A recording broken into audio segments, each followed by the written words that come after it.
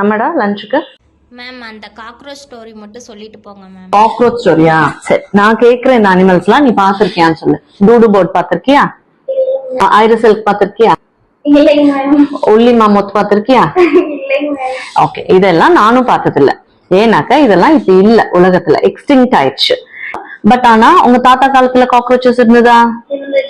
நீ அம்மா பாத்தாங்களா? நீ பாத்தியா காக்ரோச்சஸ? உங்க குழந்தைங்களாம் பாப்பாங்களா? எஸ். ஏன்னாக்கா காக்ரோச்சஸ் வந்து மழையாகட்டும், பனியாகட்டும், இல்ல பயங்கரமான வெயில் காலமாகட்டும், எல்லா காலத்திலயுமே நம்ம காக்ரோச்சஸ் பார்த்துட்டு தான் இருப்போம். பிகாஸ் காக்ரோச்சஸ் கிட்ட ஒரு வண்டர்ஃபுல் ட்ரைட் இருக்கு, தட் இஸ் கால்ட் அடாப்டபிலிட்டி.